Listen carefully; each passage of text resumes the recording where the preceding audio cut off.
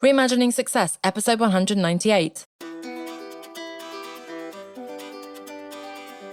You're listening to Reimagining Success, the podcast where we help you reimagine your future, designing a life and career beyond the 9 to 5 that allows you the freedom, flexibility, and fulfillment that you've been dreaming of. I'm your host, Anna Lundberg. Now, let's get started on those dreams.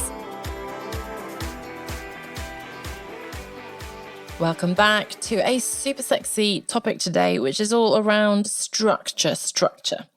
Now, the controversial nature of this topic is that, in my experience at least, we all rebel against structure as we escape the 9 to 5. That's the whole point, right?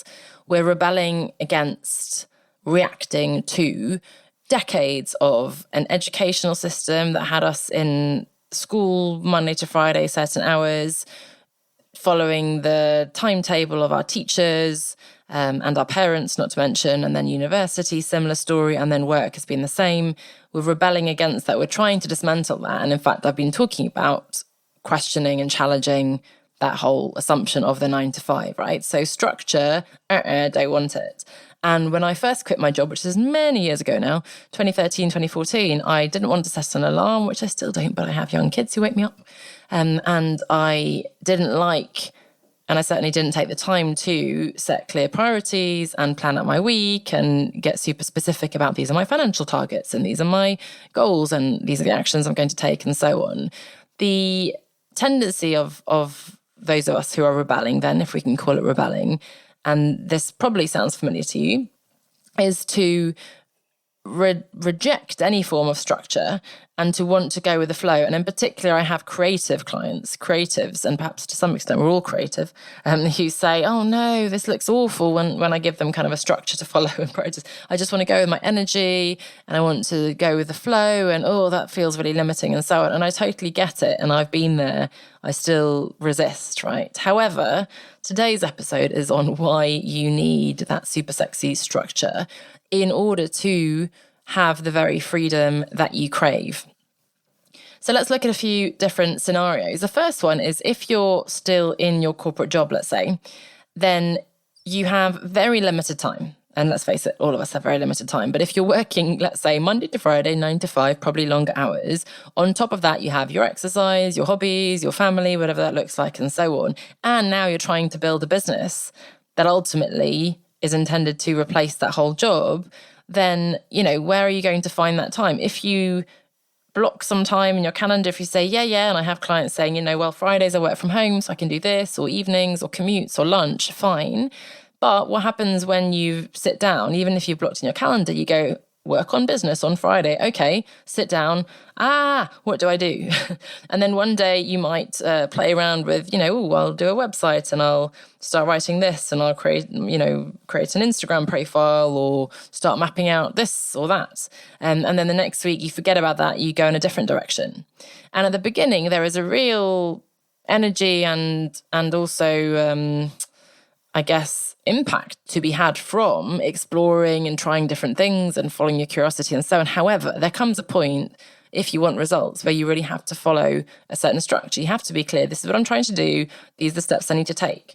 And it's never going to be quite that clear cut that we know exactly these 5 inputs will lead to those 3 outputs, right? But we do have a general understanding, and if we work with mentors, coaches, and experts who can tell us generally what we need to do to achieve something, or if we work it out ourselves, then there are certain things we need to do consistently in order to get a particular result. So while we're still in our job, if we want to make time and space to develop a business idea, first of all, design that business model, and then start implementing it, building our audience, building out our service offering, beginning to have those calls and creating a client pipeline, building our credibility, all those things, we better make sure that we have that structure. Now, it needs to be quite ambitious because depending on the timeline, we want to actually move forwards relatively efficiently. I usually talk about a year being realistic when you're in a job from sort of when you start to when you're ready to potentially quit, if that's what you want to do. So having that timeline, having the sense of urgency, you need to be quite ambitious, but you need to also be realistic. And that's, again, why we have the full year, because people have been in my business incubator in the past. And in fact, it started out being a 6-month program, which I found unrealistic. People are always keen to do it faster. Oh, I will do it in 3 months. I'll do it in less. But actually life happens and inevitably calls get postponed and we don't make as much progress. And each week or some weeks at least, it's, I didn't do as much as I'd wanted to. And that's fine. That's built into my business incubator, for example. But we need that balance of ambition with realism and pragmatism, recognizing that sometimes we'll be ill. Sometimes our kids will be ill. Sometimes we want to go on holiday. Sometimes work will get super busy. And in the short term, when work is still paying the bills, that is still the priority, right? So that's the first scenario when clearly you need structure, you need clear time blocks, clear priorities, clear action steps to take when you're still in your job and you're trying to design and build a business. Then let's assume we've quit suddenly, and maybe you quit without much of a plan as I did, or you quit with a plan, but suddenly there's too much freedom. And I know that sounds really odd. You may not resonate with this at all, and you'll find out. You'll see. When you have too much freedom, everything is open. If you don't have a structure, if you haven't already got the business model in place, your strategies, planning out your week as to how you want to be spending your time, and let me be clear, when you first quit, you should be taking proper time off, right? And that's one thing. That's intentional holiday. That's one thing. But then when you're supposed to be making progress on your business, if you just, as I did, allow yourself to kind of, I feel like doing this, I might write a blog post on that, and so on, just bear in mind that you're going to have to accept a much slower pace.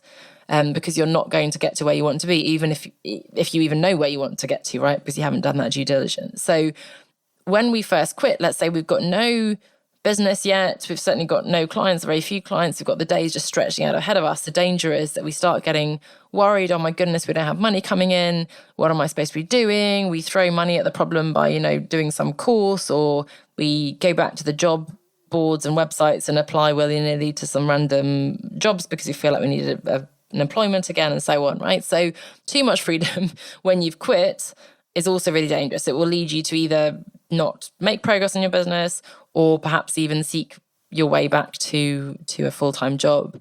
And then finally, let's assume you've got past those stages and you're running your business longer term. As I've been in business for many years now.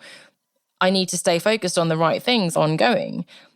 I have done many times. I have many times dropped the ball, and let's use the ball analogy too, on several things, right? Forgetting the very things that were working before in the sort of shiny object syndrome or getting excited about a new strategy. Forget, hang on a second.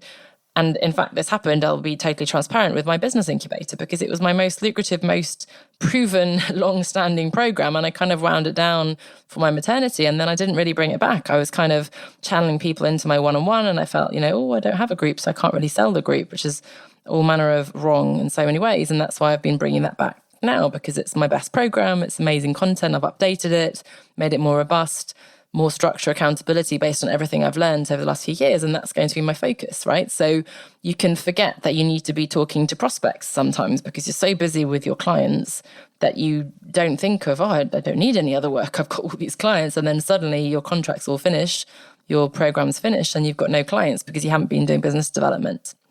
And this is all work priorities.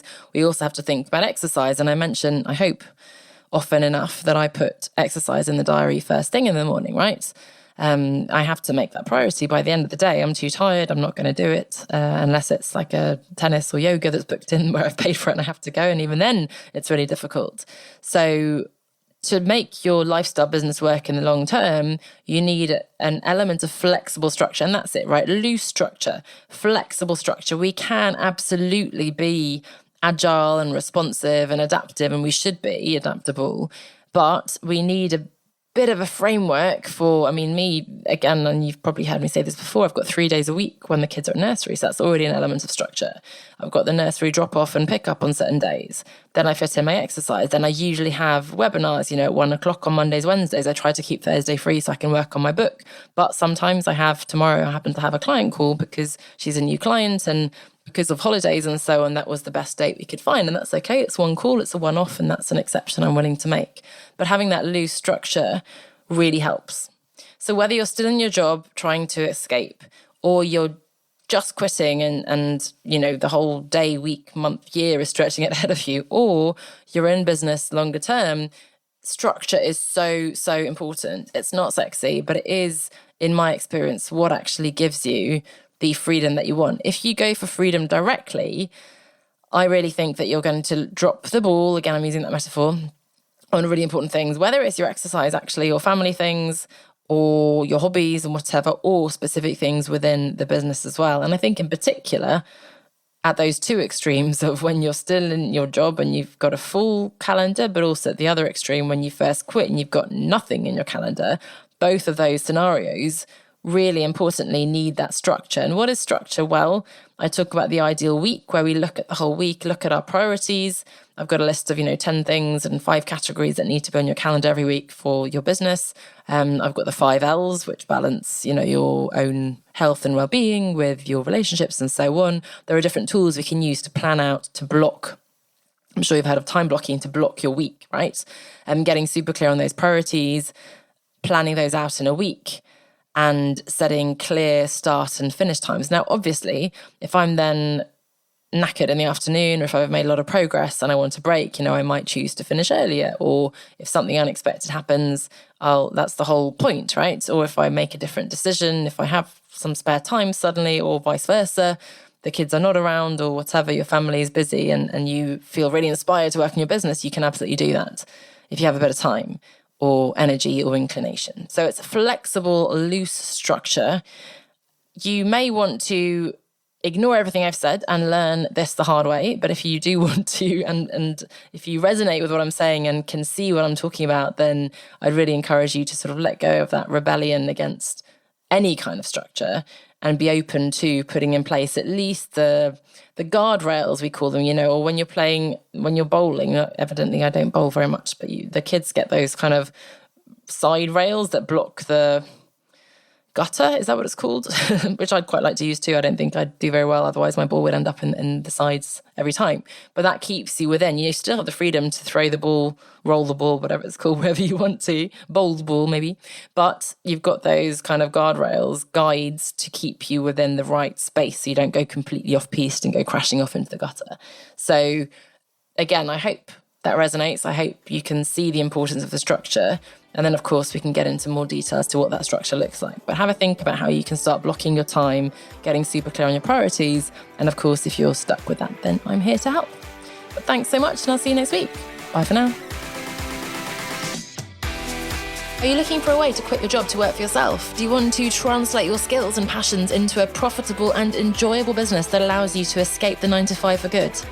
The Outsiders Business Incubator is my longest running program and will give you the coaching and mentoring, structure and accountability, and community and support that you'll need in order to execute your escape out of your corporate job and into working for yourself, so that you can create the freedom, flexibility and fulfillment that you're dreaming of.